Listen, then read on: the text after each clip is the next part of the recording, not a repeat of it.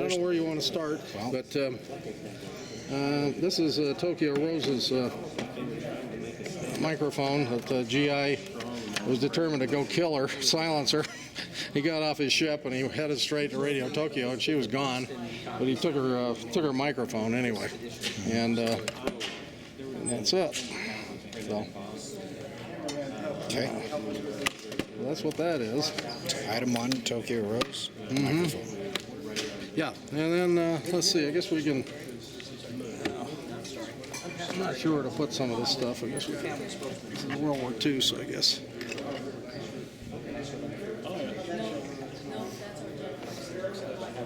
Oh, that's fine. It hit my shoulders. It hit my head. It hurt. 2 inches that way would have hurt.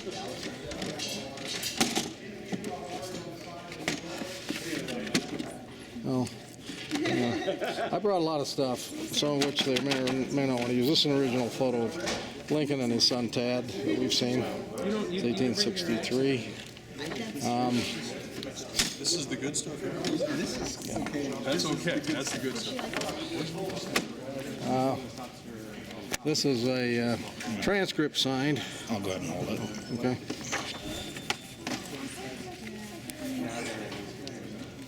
So that's a signed transcript of America the Beautiful by Catherine Lee Bates that wrote it. She signed it there. Again, I don't know which things you want to use. Glenn was excited about Walt Disney stuff, so I brought a few items. This is the very first Mickey Mouse book. This is 1930. okay. That was more like a comic book, but that was it. These are in no order. This is the first newspaper to announce the public reading of the Declaration of Independence. Okay. And you have to get past the runaway slave ads, etc., the third page. Philadelphia, July 9th. It was publicly read for the first time on July 8th by a man by the name of John Nixon from the State House steps. We call it Independence Hall now. Yesterday at 12 o'clock, Independency, in the words in all caps, was declared at the State House in this city in the presence of many thousand spectators who testified their approbation of it by repeated acclamations of joy. I've just read you the original complete coverage of the first public reading of the Declaration. I showed that to Glenn. I says, it looks like the media's changed a little. A little more detail now, what we used to get. But that's it. That's it. And then this is a Thomas Edison letter. He had an umbrella signature. That's what they call it. But he's acknowledging a man, Charles L. Clark, who had written him about having worked with him when they developed the incandescent light bulb 50 years before. And he says, I'm glad you've chosen to write your letter on the 50th anniversary of your becoming associated with me at Menlo Park. This date brings to my mind many pleasant remembrances of the strenuous and interesting days and years that we subsequently spent together during the exploitation of electric lighting. At any rate, so refers to that. And this is Ronald Reagan when he's running for the second term. He's writing to Virgil Pinckney, who was a friend of, he was the editor of the National Review or something. Anyway, he says, thanks so much for your words of encouragement. While I fully expected the other side to be raucous and negative during the campaign, I believe that our positive approach is finding favor in the eyes of the American people. However, I don't take anything for granted, and I intend to keep running as though I am one vote behind. That's a lesson I learned from President Dewey.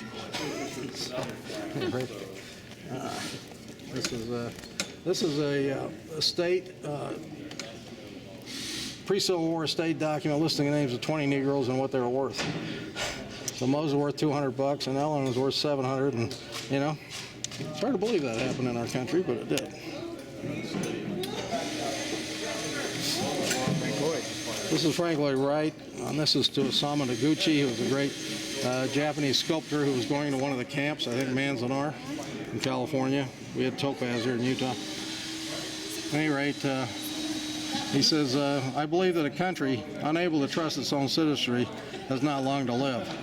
There's no good reason for distrust of our Japanese citizens any more than of our English, German, French, Italian, Norwegian, Greek citizens or the Jews, unless we are abandoning the very basis of our country in comic despair. It goes without saying that I should be glad to be of any assistance. Where's my power saw?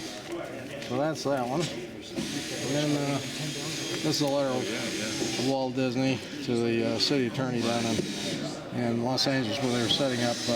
He mentions Mary Poppins and the CalArts story and Grauman's Chinese Theater. This is Malcolm X. This is from an article he wrote for Playboy magazine, which they later, I've never read the article, but they divided up the manuscript and he signed several pages of it. That's before he was killed. That's one of them. It's mind-boggling. This is I love this stuff. Francis Scott Key. It's a letter to his mother saying he's sorry he's a lousy son and hasn't written her more often. And this is, so I've got the first printing of the words to his poem in a magazine right here. It was called Defense of Fort McHenry. Anacreon to Heaven was the tune. Oh, say can you see by the dawn's early light. So it became our national anthem in 1931. And this is a 50-page piece of the first Bible to go to the moon, which was, they tried carrying it on 3 different flights. Apollo 12, they forgot about it, so they left it aboard the spaceship. And Apollo 13, as we know, didn't make it, so it went around and came back. Apollo 14, it was stuck in the G suit of Edgar Mitchell, who, this is a 50-page, that's 50 pages. The first Bible to go to the moon. And finally made it to the moon on Apollo 14. So that's it was the Apollo Prayer League was the name of the outfit that got that taken to the moon. So that's a little portion of it there.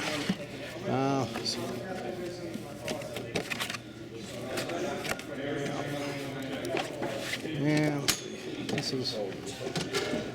this is Reagan too. This is a letter that he would write out his response and then his secretary would type him up. This is when he was governor of California. He says, if I thought there was any evidence of clear and present threat to religious freedom in our traditions separated of church and state, I would understand the ban on prayer in the schools. This is right after the Supreme Court banned prayer. He says, I don't think such a threat exists. My disagreement with the Supreme Court decision is based on my fear that this is one more step in downgrading our spiritual heritage and encouraging materialism. Sincerely, R. And the secretary would type it up and then he'd sign it. This was Sitting Bull. That's a sketch he did. Of a hut. I think it was a hut. Squeaky Fromm, that's from prison after he took a shot at Gerald Ford. How did you get the medal that Washington gave to the Indians? I didn't know these even existed. Yeah, those were hand done. Yeah, I got that many years ago at an auction at Sotheby's, many years ago, about 30 years ago. That's amazing. Yeah, it was they were hand done by the engraver before the government started stamping them out. So that was actually done by hand. They're all slightly different from one another. That's 1793, I think. Second term. Oh my. Washington. Yeah, just beginning of the second. That's Patty Hearst, the sign thing. Her wanted, Look at that. her wanted posters here somewhere. And It's over there. there's the original of that. That's neat, isn't it? He went from like 5, Yeah, neat. 6. Anyway, this is Rosa Parks. She was the one that started the whole civil rights movement by refusing to give up her seat on that bus in Detroit. And this is kind of a neat little collection I found once of all the military buttons throughout the United States, of each state, National Guard, and the U.S. government. Yeah, you guys get food ready. I don't know whether to leave this or not. This is my favorite book, despite the Pilgrim Bible and all that. This is the Smith Family Bible. Let's see. Joseph Smith's Family Bible. Yep. Now we're gonna have to have a little help here. Let's see, what do we do? Maybe what I'll do is I'll put I've talked about these, so I'll set them there for now. I don't know where he wants it. So, or would you like it? Thank you. I'll just. Okay. I just don't know where he wants it.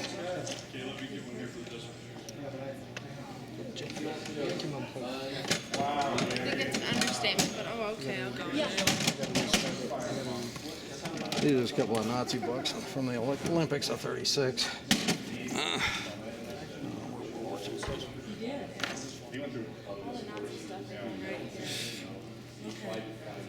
That's a flag from one of our Vietnam units. I was in the Army during that time.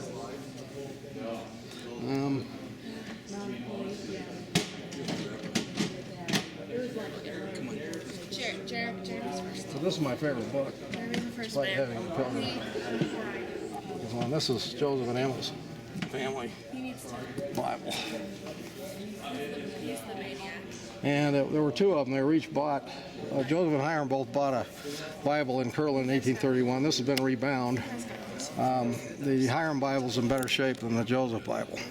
A lot of work's been done on this.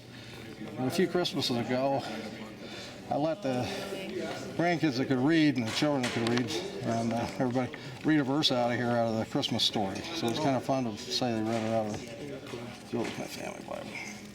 Hey, Richard. Here's the prophet's handwriting here. I can't even believe it. Joseph and Emma Smith, and then the Hale family there. And this is, and Emma takes over. Emma takes over right here. Was that his dad's Bible? This is his. This is Joseph and Emma's Bible. Oh, it This is is? their family Bible, yeah. And Emma's written Oh, this out is the one we had him to talk about. Joseph Smith and all of them here, and her family, Isaac Hale. And then she lists in her handwriting all their children, including one son we didn't know they had. In 1842, a seventh son, Thomas, who must have just died right after he was born. But we didn't know about him. And then she records the deaths of her husband and brother-in-law down here. Joseph Smith, June 27, 1844, Carthage. She did. Hiram Smith, June 27, 1844, Carthage. There. And I threw in Louis Bideman's signature because that was her second husband. He was a bum, but he was married to her. Yeah, She ended up scrubbing floors with. well, he fathered a child outside their marriage. He was a drunk, but she said he was good to her boys. So she. That's what I've gotten out of the letters. So that's the Joseph. Well, I wasn't, but they asked for it today, so I showed it to Jeremy last night. I've always been very quiet about that. Yeah, I know. What's this one? That's just this is the book with the stuff about it. Oh, okay. Yeah. So it's about the book about the book. So that I'm not sure I want to leave, but we've got, let's see, over here we've got, oh, we didn't get through all these either. I don't know how much they want to use. I mean, it's just huge, Brent. This is Douglas MacArthur. I brought his flag that goes with this. This is World War II, and he's presenting his command flag from Mare Island Navy base, and it should be in one of these. It was a big flag in one of these containers. I don't know where it is. American flag. And this is a swatch from the coat Lincoln was wearing when he was shot at Ford's Theater. And Mary Lincoln gave that out. Let's see, there's somebody here's got this is that Booker T. Washington letter. Goes with the book. This is Charlie Manson's letter. I mentioned I had one because Glenn said they were getting the guns from the NRA or something here, so there's a letter of his. And let's see, this is Rosa Parks writing out what happened on the bus and everything. Typed it, signed by her. There's just some notes. Glenn seemed to be impressed with George Washington Carver, so I brought a letter of him about the peanut. I guess you call that civil rights. I probably should.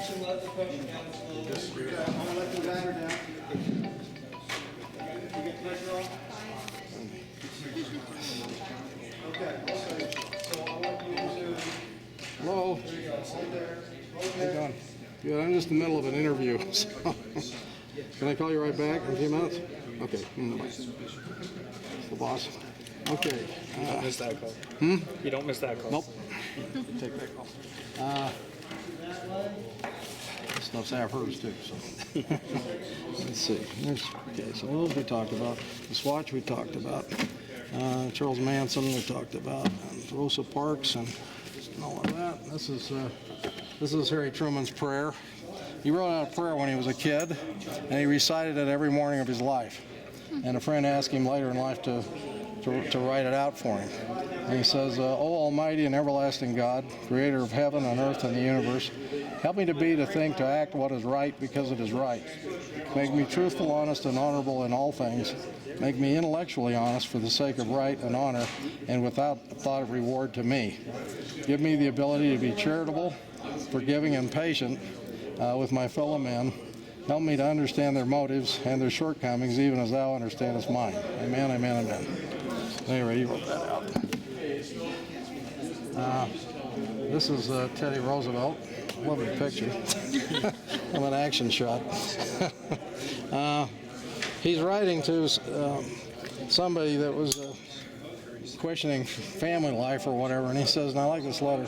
This is after he was president, before he ran as Bull Moose, but he says, of course, let's see. I love the short story of married life and shall show it to Mrs. Roosevelt. Oh, how well I remember our small figures in the little bed next to us looking steadily over the railing, and if they detected the slightest movement on my part, instantly swarming over with, "Now, Father, we would like a story."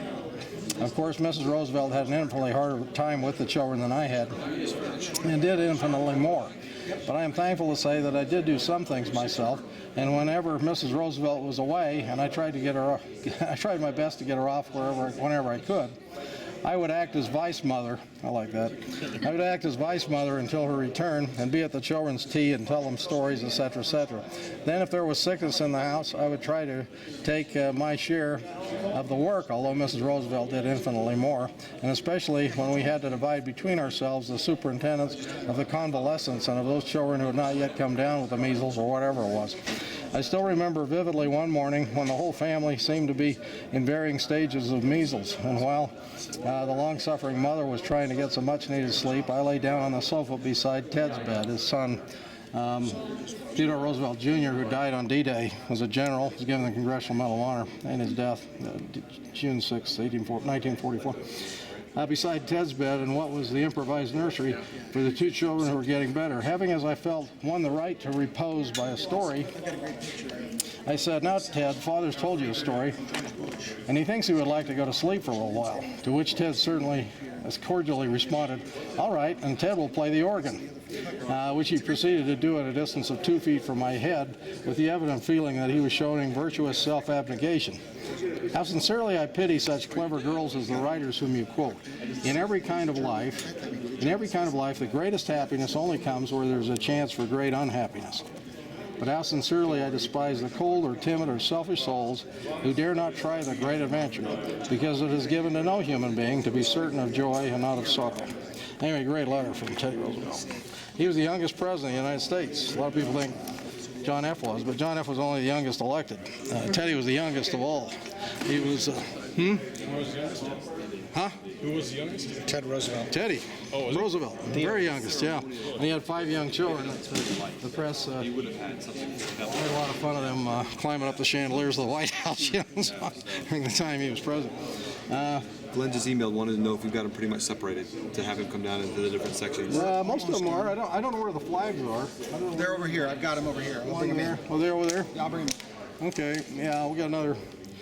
So you think about There's a lot of good stuff here, so whatever he wants to use. 15, 20 minutes and he can come down and look at it. He just You wants to bet. look through and Yeah, sure. You Okay. bet. Again, civil rights. This is a letter of Jesse Owens, you know, that kind of screwed up Hitler's Olympics. It's a letter of him. Here's an American flag that was carried on the shuttle Columbia. Do you have Jerry's cell phone? See, I don't know what to do. Trey's. Call him right now because he's on his way towards you. I'll put it by flags.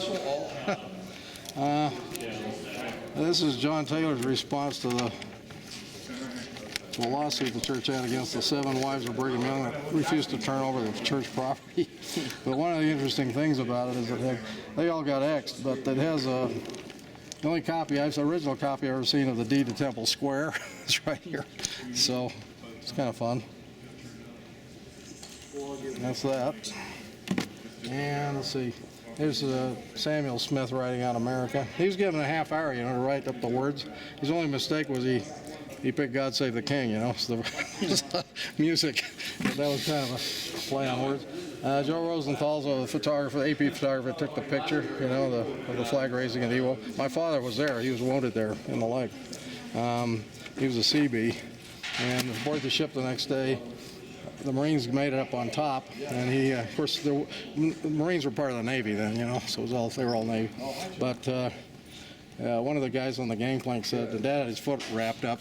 They were passing some binoculars along the gangplank of the USS Salt Lake City. Dad transferred to Salt Lake City because that was home. He said that's as close to home as he's going to get. So, the Salt Lake City had its big beams on Suribachi that night as the Marines were fighting up the way, because the Japanese had, tunnels everywhere, including up Suribachi. Dad used to laugh a little about the gyrenes, he called them, because he says, we go in with our picks and shovels, get shot, and try to pull a 45 out to protect ourselves. They go in with their machine guns and things and take all the glory, But, of course, that's just, that was common practice. Anyway, but somebody said, look, they got a Jeep up on top. And there was. They made it up their road they built. They made a Jeep up on top, and then they raised the flag. They raised the small one first. Nobody could see, and Matt Howland Smith, the commander of the Marine Corps, told them to go get a ship's flag. And it was A. Theodore Tuttle, who was later a general authority of the church, who grabbed the LST flag off the landing craft and ran it up to the famous flag up the hill, and handed it to these 6 guys. They put it up, including Ira Hayes, who's the one with his hands up like this on the end. And when I talked to Job and Nancy Hayes' parents right before she passed away, 1971, they gave me 2 of his letters he'd written. And one of them I had here a minute ago, but anyway, it just says, "Ho hum, the life of a Marine, always on the go." It's written from Camp Pendleton. It says, "The life of a Marine, always on the go, with guns and skill and faith towards our God." Anyway, that's just a quote from one of his letters home from Camp Pendleton before he raised the flag. But interesting guy. This is Robert E. Lee. It's a handwritten letter written in defeat right after he'd lost the war, and a woman had sent a gift on behalf of the suffering citizens of the South, and he was a deeply religious man who refers to God here as healing the people of the South. This is Ulysses Grant. This is Grant was quite different than Lee, but this is when he finally got a general. He wasn't as religious. Yeah, well, he was a little less so maybe, but he had a young kid that wrote him that his school teacher wanted him to visit his school. Now here he is, the commander of the Union Armies, Armies of the United States. So rather than just ignore it, he wrote the kid a letter. And this is Headquarters Armies of the United States. Must have been impressive if the kid opened this letter. Yeah. That's City Point, Virginia, November 27, 1864. Master Willie Hilliard, my little friend. In favor of the 21st enclosing me an invitation from Miss Vanderbilt to visit your school, I did not get until my arrival at City Point. Had I received it in New York, I would most assuredly have sent my thanks for the kind invitation, but would have been obliged to forego the pleasure of the visit. Please say to your teacher that I appreciate her invitation and hope to be in New York someday again when I will have more time. Give my kindest regards to your pa and ma and to your little brother and sister, your friend, U.S. Grant, Lieutenant General. I think that's a sign of a great man myself. Yeah. Take time out to write a little. This is out of an old Pilgrim Bible, but this is a leaf out of the Psalter that the Pilgrims would have brought over in their Bibles at the time. And this is Julia Ward Howe. This is her writing out the last verse of her famous battle hymn, "On the beauty of the lilies, Christ was born across the sea, with the glory in his bosom that transfigures you and me," and so on. And I was offered the original manuscript of this back about 40 years ago. William Randolph first owned it, and it was being sold for $100,000 back then. I didn't have the money, but I was trying to figure out some way. I couldn't do it, but it was a lot messier than this, because she got up in the middle of the night. She'd heard the troops singing John Brown's Body, and she got the tune out of her mind, and so she wrote her own words to it. And her original's really sloppy, but it's the one that. Now this is Custer. He's 16 years old here, and he's at academy before he went to West Point, and he's practicing his. He had an ego here too. He's practicing his name. Oh, J. Custer, a few times. This is Two Guns White Calf. He was one of the Indians that that sat for the Buffalo nickel, you know, when they designed that. And let's see, this is 1860. Shows what a. This is just a common, ordinary businessman, but he's saying the presidential election of 1860. He's saying great excitement says come and settle everything for cash right away. You know, it's like the end of the country. Nobody knew what was going to happen. You had 4 presidential candidates, 2 in the north, 2 in the south. The country was dividing up, and if Lincoln got elected out of that 4, the South was going to leave, which they did. Yeah. This is Lincoln's original invitation. This has been the one he got, inviting him to stop off at Philadelphia on his way to as president-elect. This is to the Honorable Abraham Lincoln, President-elect of the United States, to stop off at Philadelphia and make a speech on Washington's birthday, which he did. In fact, if you go to Independence Hall, right out front, they have a plaque out there where he stood, signed by the mayor, Alexander Henry, City Council. This would have been the one that Lincoln got. They had to secret him in a baggage car, you know, because there's many threats on his life. So there were over 80 threats on Lincoln's life during the war. I mean, it's amazing. He had an open-door White House policy. And he walked the streets of Washington. It's amazing he survived till the end of the war. You know, it really is. Kind of like some of the stories about Washington. And That's partly why he didn't survive. yeah, you know, exactly. Yeah, security was so lax. even at the theater, you know. Guys go out and have a beer downstairs, you know. Yeah. Their election of duty. Yeah, exactly. It wasn't really Secret Service till after the Lincoln assassination. This is the original invitation to the dedication of the Statue of Liberty, and this is what it'll look like. The cards were actually made by Tiffany and Company, so they're quite nice. And this went to a congressman, and so this is what you'd get if you were invited to in 1886. This is Robert E. Lee's hair. A little locket of his hair. His autograph's in here. I've got his little letter we just showed. This is a piece of Lincoln's hair and part of the catafalque that his body lay on. You have another thing with his hair, don't you? Yeah, I do. I've got a couple of things. What's that one you were just showing? Lincoln's hair. Oh, this is Lincoln's hair with part of the catafalque the body lay on. And it's the same catafalque they used with Kennedy, later, but they covered it again. Yeah. This is a piece of one of the flags over the funeral car of Lincoln. You know, there were 14 funerals around the United States. More funerals than any person in our history. This is a chronolithograph early of the Battle of Lookout Mountain during the Civil War. This is the newspaper that came out in Washington, D.C. the day after Lee surrendered. Peace, surrender of Lee, his whole army, Grant's terms accepted. And that's an original paper? Yeah, that's an original. It's original. They were that large back then? That's it. Isn't that just crazy? Yeah. Do you see this, Christina? This is the original newspaper Washington, when D.C. Lee paper when Lee surrendered. in the Civil War. Grant the next day. And of Isn't course, the that headlines crazy? go on forever back then. You know. Wow. This is an early. This came out about the time of the Lincoln Memorial, but it's a nice copy of the Gettysburg Address by Lincoln. I've used that on a few things. And Lincoln's home. This is a 19th century photograph of the Lincoln home. How it looked back then. It's a nice big one. And then this is the piece of the surrender flag of Lee's. When they were trying to surrender to Grant, they couldn't find anything white to use as a surrender flag. Everything was filthy in the Army of Northern Virginia. And finally, a cook came forward, and he had this towel that had red lines through it.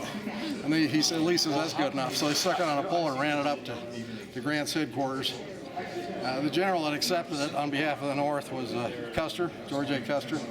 And Custer was a collector like me, among other things. And he took the thing and tore it into pieces, gave a little piece to each one of his field commanders, kept half of it for himself, which is now in the Smithsonian, so you can see the other half there. But that's one of the pieces. Mrs. General Custer's, Libby has written this out, this note, giving this piece away here. So that's what that is. These are, let's see, we talked about this. Yeah, we talked about those. Yep. See, but those are still rights. And we talked about it right. Uncle Tom. And this is the first copy off the press that we know of Uncle Tom's Cabin. It was given to E.T. Littell. The book wasn't released till 20th of March, and this is 19th. Littell was a good friend of Edgar Allan Poe's, but he wrote the Code of Military Conduct and set up the Geneva Convention, and all of that. That's up from slavery. I've got that And this is Phyllis Wheatley was the first Negro slave in American history to write her own book of poetry. And it's a rare little book. This one's really rare because it's, even though there's a picture of her there, the Wheatley family took her in Boston, and when she went to London, they published her poems for the first time. Now, the top half of the title page was ripped off, but luckily the bottom half had her signature still on it. So that's a rare copy signed by Phyllis. George Washington complimented her on her poem that she wrote for him, which is in here and so on. And she was the first famous Negro writer, I guess, in American history. I may have shown you that. Did I show you that? That was the first book to portray the American flag. It was a German book. Of course, the Hessians fought us during the Revolutionary War, but this is the first portrayal of the American flag as it showed up. And they painted it from what they saw. What they saw was the Bonhomme Richard, John Paul Jones's ship flag, which had red, white, and blue stripes. And so that's the first American flag. It's hand-painted. And it also shows George Washington's uniform, in his uniform. And, of course, the Germans were very interested in that because they'd sent, Hessians over to fight for the king. So it was a German book, 1784. And this is an Indian Wars trumpet. This is a Civil War sword. This banner's kind of fun. We don't have that. It's familiar. And this is from Vietnam here. This is a blunderbuss from Pilgrim Days. And I've got a hat dating from that period, but it's really fragile. I didn't bring it, but I could, but it's real fragile. And then there's, when the Liberty Bell 7, Virgil Grissom's second one to go into space, the Americans went under. He had with him a roll of dimes, which they later, when they raised the ship, they got the dimes still out of the Liberty 7. And his wife made up these little things with each of the dimes with Liberty Bell 7, and managed to get one of the 50 that they had of that. This is a book that I found myself one time. It was just from one of the workers working on Liberty ships, and in the back he lists every Liberty ship he worked on. And during World War II, we got to the point where we were coming out with one Liberty ship a day among all of the ports together, But this is the one down in Southern California. This would be in Northern California. This was in the Bay Area. Look at all these ships and the names of each one of them. So that was kind of fun. And let's see, this is William Tyndale's pamphlet, Brief Declaration on the Brief Declaration of the Sacraments, where he found that there are only 2 sacraments and not 7 like the Catholics and so on, or the Church of England was professing. But of course he was rewriting the Bible into English, and got caught by a friend, double agent, turned him in, and he was garroted to death. He was strangled and then burned inside. This is from the Nazi Olympics. I showed some Jesse Owens letter there. These are all official state National Guard buttons. The National Guard, this has been during World War II with the U.S. Army in the middle. Hat button. Yeah, you didn't share that with us. Mm-hmm. Yeah. Okay. And we did all this, right? We did all these, I think. Yeah, you want to straighten those out? Okay. I think we cringed a little more than he did. Yeah, I know. Down in here. No, it's right here. My pucker factor's going up, and he's just... I just have the small one. Oh, I know. Probably the first time they're back together, and Well, that's true. We could put them in the same case. Yeah, that's true. Yeah. Mm-hmm. Good. That's right. And then these are. Let's see. I showed those and that. I showed all that. This is a letter of Jackie Robinson, Kellerberry. This is drinking fountains, signs for during the Depression. White that way, color that direction. Restrooms, same thing. Hard to believe we lived that way at one time. And then this is a good Depression item. Unemployed, apples 5 cents. This is Courier Knives, believe it or not, entitled Black Duck Shooting. So that's a Currier knife. I got one that's even worse than that. But yeah, this is when was it? This is about 18. No, this is 1879. Yeah, that was typical back then. I've got a picture of a photograph you might have seen. I didn't bring it. It's just all little black kids, and on the bottom it says gator bait. You know, you believe that? Anyway, that was our country at one time. At any rate, these are some fragments from the Lincoln assassination. There's a piece of the pillow he was on, and then there's some of Seward's hair and some of Lincoln's hair there. Souvenir collecting was a big deal back then. And this flag was, if you went to Independence Hall around 1900, for a few years, Betsy Ross's great-granddaughter would make you a flag if you paid for one, and this is one made by hand in Independence Hall by great-granddaughter Betsy Ross. Incidentally, Betsy Ross hated that name. She always went by Elizabeth, never Betsy.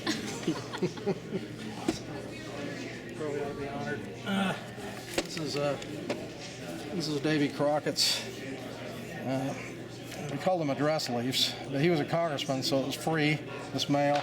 And this particular letter that was in here says, "I've almost given up the ship as lost. I've gone so far as to declare, if he, Martin Van Buren, is elected, that I will leave the United States, for I never will live under his kingdom. Before I will submit to his government, I will go to the wilds of Texas. I will consider that government a paradise to what this will be. In fact, at this time, our Republican government has dwindled almost into insignificancy. Our boasted land of liberty have almost bowed to the yoke of bondage. Our happy days of Republican there, you get the idea." And this is John Jay as President of the Continental Congress. This is 1779, and he's invoking for a day of course, the S's are all F's, of prayer and in behalf of winning our independence. So it's a proclamation setting aside a day of fasting and prayer during the Revolutionary War. This is a lottery ticket signed by John Hancock, probably the most famous signature in American history. Picture John Hancock here. It's a lottery for the Faneuil Hall, rebuilding of Faneuil Hall, which was called the Cradle of Liberty, which it wouldn't have been called because they couldn't have met there if it hadn't been rebuilt after it burned down twice. This was the second time they had a lottery to raise the money to rebuild it. This is 1765 here, so this is before. If they hadn't rebuilt it, it wouldn't have been called the Cradle of Liberty. This is kind of fun. This is a actual photograph of a man that fought in the Revolutionary War. So this guy had his photograph taken around the time of the Civil War. And there were only like 5 vets that were still living at that time from the Revolutionary War. And they were all over 100 years old. We had no pensions for our soldiers then, so this guy made up this thing, sold them for $1 a piece, trying to survive, So this is Ben Franklin's, that's a broadside that was circulated during his lifetime, The Way to Wealth.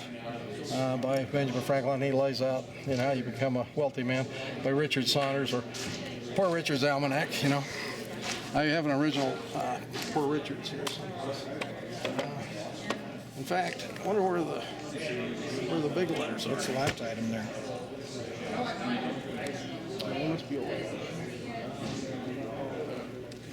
This is the Youth's Companion.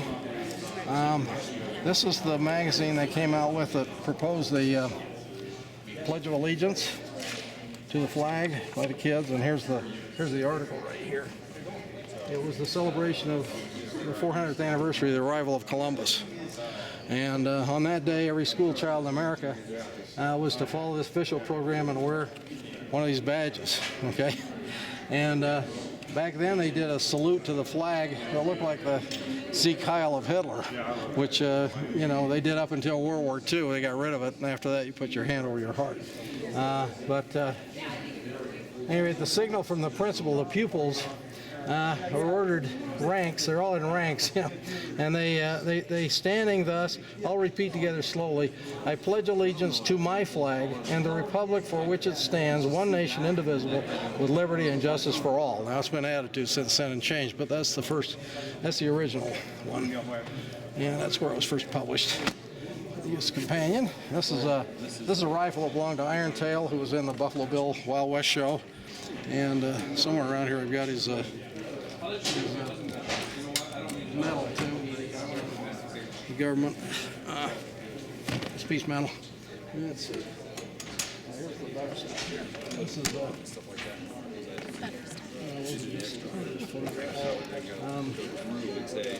This is the teletype from the Los Angeles Times.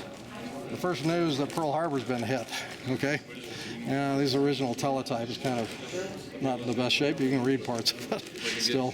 Saying we've taken an attack. Brent, can I introduce you to my father?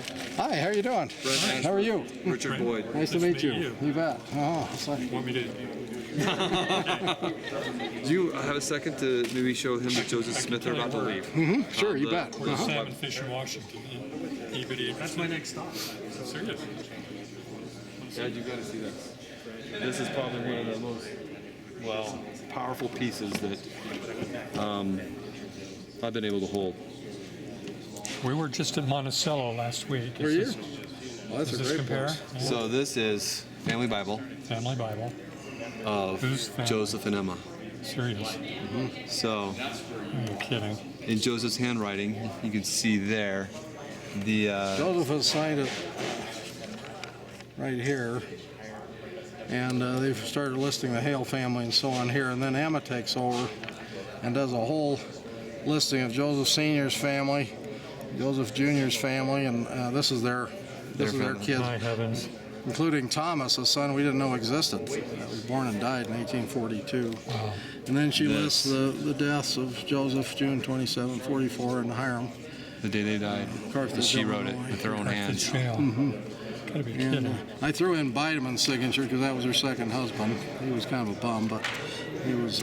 She said she stuck with him because he was good to her boys. So, but this is the Joseph Smith family Bible. Wow. So she sat Does anyone around. up the street know where Yes. this is? Yeah, I've told the church about it. I know where it is. Yeah. Is it microfiche so they can track it? No, they haven't done that yet, but they do want to do that. So, yeah. It was when it was first discovered in the 70s. It was put in the Ensign. So there was in 1984. There was an April issue of the Ensign. It was in there. I had a bunch of stuff in there that I thought was good, but my name's all through it. But they were mostly forgeries. Did you, Didn't know like at the some time. water or something like You know, I've actually got some that? You here. got some? Okay. You okay? Yeah, I appreciate that. I know that Thanks. yeah. Sit around reading the Bible. That's what they did as a family. Well, at Christmas time, we pull that out and let the kids read a verse out of the Bible, and that's kind of fun. The grandkids. So. We're gonna come out. Okay. Thank you. You bet. Thanks. This is the signed first edition of Mein Kampf by Hitler. You know, he wrote this when he was in jail for the beer hall poosh, they call it. And so this is 1925. And it's originally one of 500. It's number 64, but it's the only one I've ever seen. It was printed in 1925. It's too bad when nobody read it much, you know, because he says he's going to take care of the Jews, etc. You know, right in here. But one found I had one. He wanted to use it here, so it's that one there. What do you do with a Hitler signature? You know who collects the Jewish stuff? Collects the Hitler signatures, all the Jews. They collect all. That's why they're still collected like they are. They don't want anybody forgetting the Holocaust, so they'll buy. Hello. Hi, Lana. You know, I'm not. I'm up at the thing but I'll be around a little bit tomorrow, but I'm not right now. I'm sorry. I'm up in Salt Lake trying to help with this going back tent. So, oh, thank you.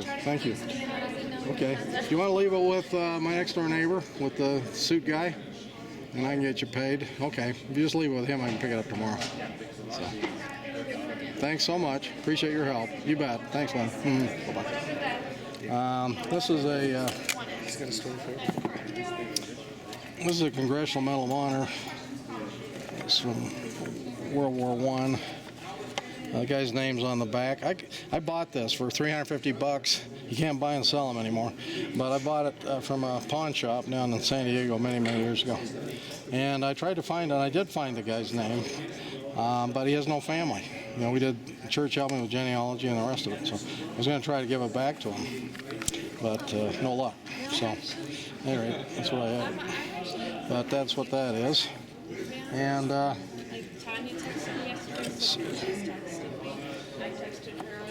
see. And this is a letter of Frederick Douglass. Jason called me, and so I called him. Here. I'll put that over on the. And then this is Iron Tail's Peace Medal. He was with Buffalo Bill Wild West. It's Jefferson on there. The government would give these out to Indian chiefs and so on to keep the tribe. And it's all beaded and everything. I mean, it's been in there a long time. You can see by the indenture on there. And then this was from the Kennedy for breakfast in 1963. I don't know if they still do that or not. But at any rate, they used to. Is that the other piece medal? This is just the Kennedy Oh, the Kennedy. for breakfast. This was before he was assassinated. This is Kennedy there and Billy Graham there. Oh, that's Billy Graham. You got Martin Luther on the other one, right? Yeah, I got that here somewhere too. I don't read other books. That's that. Just me. And Well, like let's see. with my mom. We got a couple of. This is the Mare Island flag of General MacArthur that he gave during the war. I had the letter too. They gave this flag. Yeah, that's the flag that went with it there. This is Soul on Ice by Eldridge Cleaver. I think he joined the Mormon Church at one time. This is Joseph Goebbels' notebook when he was a kid. 15. He wrote out some poetry and stuff. Anyway, and then there's his love letters to his half-Jewish girlfriend he dumped when he found out that her mother was half-Jewish. They're here somewhere, too.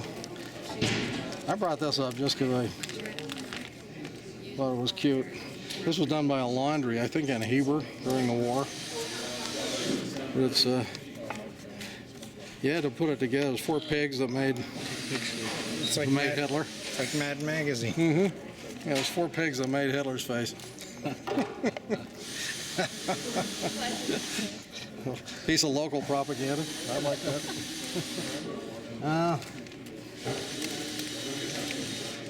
Let's see. Then this is there's a lot of Nazi stuff. These are from the camps here. The armbands. This is from the Polish ghetto here. But these others are from Auschwitz and Dachau and so on. And the armbands that they used to wear. That's from the ghetto too, Jewish ghetto. Well, we got quite a collection of these. I just brought a few of them. Which one is to mark Jewish? Which one is to mark? This is Jewish here. And which one was to mark homosexual? Yeah, the supposedly the pink back one here is for homosexuals. They had one for crazy people. I can't forget which one it was. These are all one person's papers from Auschwitz. That's another ghetto thing there. Lots of Nazi stuff. I never show it because nobody ever asked for it. But this is from Dachau. Here's a letter, a couple of letters from Dachau. Here's one of Hitler's napkins from Birch's Garden with his H on there. Okay. Yeah, let's see. Here's the original tickets to Woodstock. This is not in any order. This is Hitler thing. There's a Nazi driving book. Make it on the Autobahn, I guess. This is George Washington's wallet. He gave this to his cousin in 1762. It's engraved on it. And his cousin was George Abbott Hall, who became a war hero in the Revolutionary War. And he was made the Washington did not believe on nepotism, so this guy really had to be good to be appointed the first collector of the port of South Carolina in 1789. His plantation was burned, and That's he was George Washington's wallet? yeah, it's a wallet he gave to his cousin. Yeah, Really? George Abbott Hall in 70. How big it's is the engraved. money? It looks like it was pretty big. Well, it's pretty good size. We photographed the inside. Inside, it's been written General Washington's wallet, given by him to George Abbott Hall. It was his. I mean, It's inside the honesty, wallet. Yeah, that's it's kind of a just fun piece. incredible. This is the greatest letter I've That's got. probably right the here. wallet that he put his conscription in as general. Oh, yeah. Yeah. This is the best letter I've got national-wise. This is George Washington. Never really had this one out, but Len seemed excited by it, so he's writing to his one of his. I'm sorry, we can put that back in here if you want. Soul and Ice, I actually met Eldridge Cleaver. Did you? Okay. I never met him. What was he like? When I met him, very interesting. Pretty charismatic. I'll bet. Yeah. This letter was written to one of his chaplains who they just gotten the word after a year and a half after Yorktown that Fat George had relented and granted us our independence. In fact, one of the most interesting letters I've ever seen is in the Huntington Library. His original letter, the King's original letter to his Prime Minister granting us our independence, where he crosses out our word independence. He can't stand it. He puts a little caret. A separation. Did he really have He that? did. He wrote a separation above that's so independence. funny. Yeah, but any rate, I had two letters when the Constitution turned 200 years. I was asked by Chief Justice Warren Berger to send some letters back. And they had two of my letters on display at the Supreme Court for that year. One of them was a Washington letter where he says, "Be the king's insanity what it may." Washington's not quoting Franklin. You have that one too? Yeah, yeah, I didn't bring that one, but this one's even better. This is they got the word that we won our independence, and so a very congratulatory letter was sent to the general, by John Rogers, the Episcopal Bishop of New York, who couldn't go back in New York because the Hessians still had New York, Right. even though the war was over. And so he wrote, really? Yeah, he so wrote. he couldn't Washington. even get back in, even though we had won. Well, yeah, because it took a while to get get him the off Hessians of our out. island, and to get him off New York. But at any rate, he wrote a real flowery letter to Washington. It says, "Your name's going to be known throughout all history. They're going to be naming states and territories and children and everything after you." Yeah. It went on and on. I read his letter. It's in the Madison Library back there, Smithsonian, and at the Library of Congress. So how do you respond to that? This is how Washington responded. Headquarters, 11 June 1783. Dear Sir, I accept with much pleasure your kind congratulations on the happy event of peace with the establishment of our liberties and independence. Glorious indeed has been our contest. Glorious if we consider the prize for which we have contended, and glorious in its issue. But in the midst of our joys, I hope we shall not forget that to divine providence is to be ascribed the glory and the praise. This is to his chaplain. For a little reminder. How incredible. Yeah. How beautiful was Isn't that he great? as a writer? Oh, he was a fantastic writer. I mean, honestly. The rest of the letter's good beautiful. too, but that's the best part. So, but I read that to Glenn. He wanted to use it. I don't normally get that one out. But How beautiful is isn't that something? But his language is just magnificent. Oh yeah, it was fabulous. Let's see. This is Thomas Jefferson. This is a letter of Jefferson. This is he was congratulated on what he'd done by this professor at University of Virginia, in establishing the country. And he writes back, he says, "If in the course of my political term of service, my fellow citizens think I have effected anything useful for our country, my reward is in their approbation. I am thankful that I have lived to see the sacrifices of the revolutionary generation, whatever they may have been, result in so great a share of happiness to their descendants, and that they, and we're the descendants now, that they may perpetuate and improve these blessings will be my last prayer." Wow. Jefferson. Wow. And then this is Ben Franklin. Grandpa of our country. There's a little more on that wallet there too. Ben was over. This is 20 years before the Revolution. He was the most famous American of his days. Oh, sure. Here's an original. Poor Even the Richard. French loved him. Yeah, he was famous, especially the ladies. Anyway, this is a Poor Richard here, an original. And then, at any rate, he and his sister Jane Meekum, who stayed back in Boston. You know, they were the two youngest of 17 children. Wow. Two The mothers. same mother? No, two mothers. One had died and remarried. But 17 children, they had so many kids that one of the sons drowned in a tub of water. You know, they weren't watching it. So many kids, imagine that many. But the two youngest were the boy and girl. Ben was the youngest. That's why I named my youngest son Ben. You know, it's after Ben Franklin. He was the grandpa of our country. And at any rate, Jane Meekum, his sister, stayed, she married a Mr. Meekum. His sister married up in Boston and stayed up there. And they had this little thing going in their letters between each other. They published the letters of Ben and his sister. They're the two youngest and they're the two closest. But they had different ideas on religion, on belief. Right. And she felt like faith was the most important principle by which to govern your life. Right. And Ben totally disagreed with her and felt like charity was far more important. So whenever he got a chance to put a little dig or two in, he would do it in a letter to his sister. And this is a letter he wrote in England in 1758 when he was sent by the businessmen there, the one to get out from under the clutches of the Penn family that had pretty close control over it. They sent Ben over to negotiate a better business deal. And he was over there and he did a little genealogy and he found a book that his grandfather, Benjamin Franklin, that he was named after, had given to their great aunt Jane Franklin, whom his sister was named after. And he says here for the good sense that it contains and for good namesake, he says, I'd like to quote from it. He says that he had written an acrostic on her name, which is, you know, where you take the first letter and write a little line on each, so it's just Jane Franklin.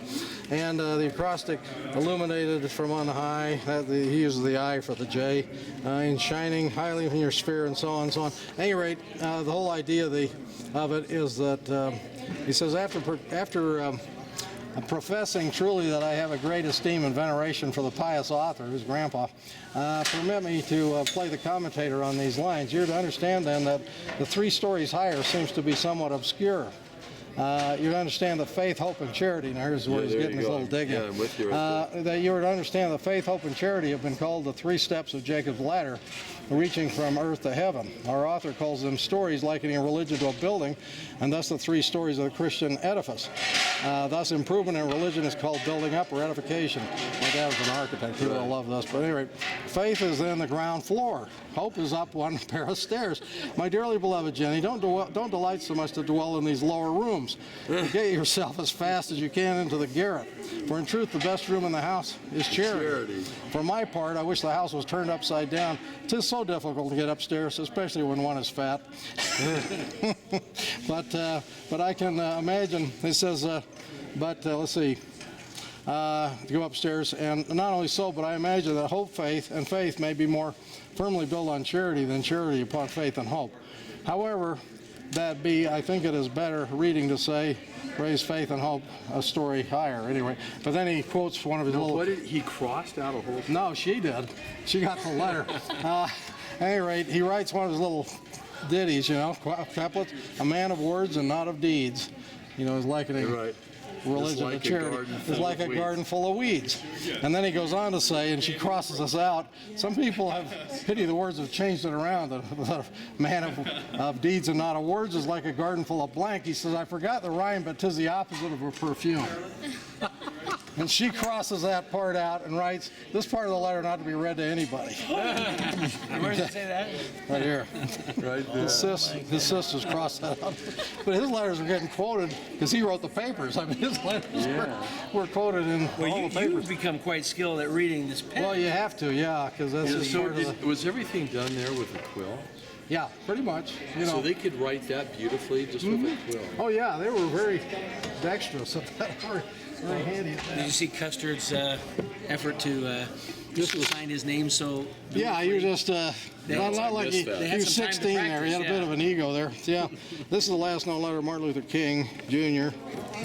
And, Last known letter? Yeah, from the place he was and he was writing from Memphis, thanking this is in several books, so it's not, Yeah. at any rate, he was just thanking the people of this church, Baptist church, for sending one of their brethren out to help with the march, the sanitation How workers. would you get the last letter of Martin Luther King? I went to an auction and I got it many, many years ago. It was a Charles Hamilton auction, and he put it in a couple of his books, and some others did. Now this is one of my favorites too. This is Joseph Smith, and this is the last order given to the Noble Legion on his way to Carthage.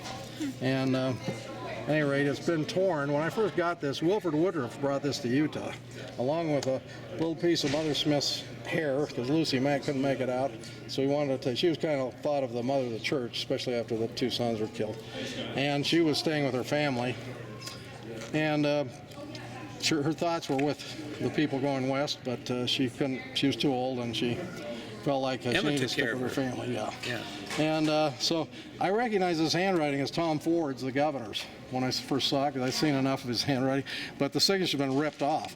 But basically what it's doing is to Lieutenant General Joseph Smith, Major General Jonathan Dunham, and all commissioned, non-commissioned officers and privates of the Noble Legion. Gentlemen, you're hereby ordered to give over the cannons and the other. If you're going to kill the Mormon prophet, you got to disarm his legion, because they're a third of the size of the U.S. Army. Okay, so here the governor's ordering him, and he sent 60 armed men to meet Joseph on his way to Carthage at the Albert G. Fellows farmhouse, which was 4 miles outside of Carthage, the last Mormon before you got to the capital of all enemies, the church at the capital city in Carthage. And so he sent 60 armed men with him, with this Colonel Dunn, to execute the order. And Joseph Smith must have surprised them, because he had Willard Richards write out the order on the back. It says, Headquarters, Nauvoo Legion. It says Prairie, 4 miles west of Carthage, June 24th, 1844, so it's 3 days before he's murdered. 10 minutes to 10 o'clock a.m. to General Jonathan Dunham and all commissioned, non-commissioned officers and privates of the Nauvoo Legion. You are hereby ordered to comply strictly and without delay with the within order of Governor Thomas Ford, Commander-in-Chief. And then Joseph has signed it. That's the third to the last known autograph of the prophets right there. This third to the last. The second one was on the bonds that I gave the church, so they've got those now. And the last one the Community of Christ Church has, and that's the letter to Emma, where he says I was residing to his lot and so on. It was written just a couple hours before he was killed. Now, the interesting part of this is this guy must have turned around being surprised that he didn't have any fight on his hands, and must have said, well, Mr. Smith, this is nice, but would you come back and disarm your legion for me, So Joseph, even though he's nearly Carthage, turns all the way around, goes back to Carthage, or to Nauvoo, disarms the legion, and Colonel Dunn dutifully makes a note that he got all the big guns and the weapons and stuff, okay, here. And, but the important part of this document isn't here, and that is when this paper was handed to Joseph Smith is when he said, I now go to the land of the slaughter. And that's when he said it, when he was handed this thing. So that kind of brings that alive, that story. So that's kind of a favorite. I mean, he could have commanded that army just like Christ could have commanded the angels to come save him, but he didn't do it, He always told them if you wanted to make changes, you do it at the ballot box, not, the head of a gun or something. And he lived it. He knew he was going to his death, but he lived it right at the end. I love the prophet. That's one of the great stories about him. Yeah, so we went through all that stuff. Let's see right here. Those are, let's see, this other one I think is just, these are those 80-some letters between Goebbels and his girlfriend that he dumped when he found out she was half Jewish. All right. He married that Magda, and remember they murdered their 5 kids in the bunker later. This is from a Nazi battleship here. This is a big flag. This is all Nazi stuff in here. I'm not sure I need to get it out.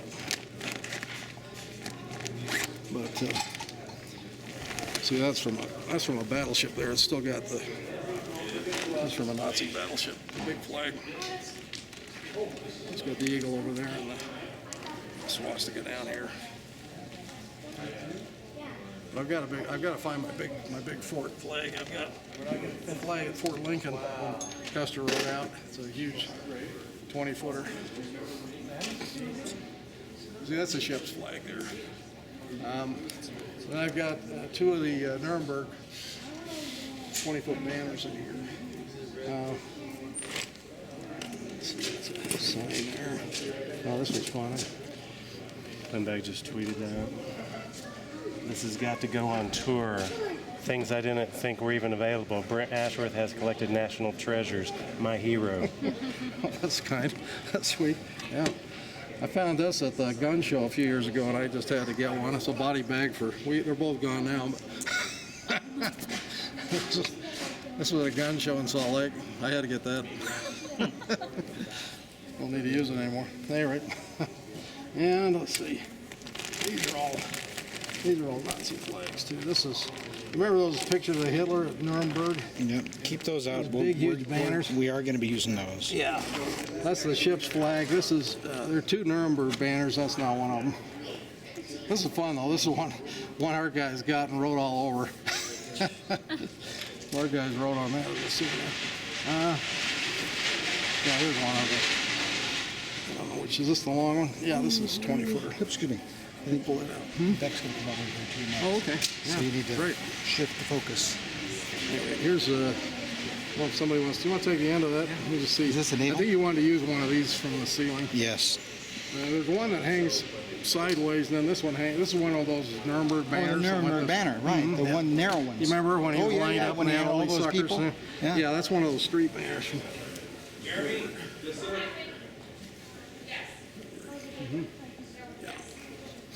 And this is a. That's a tank flag there.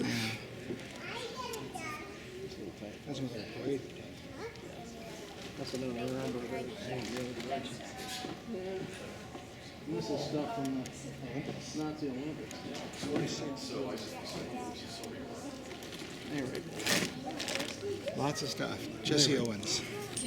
My grandpa was born and raised in Germany. Came Was over he? just after the war. is that right? Yeah.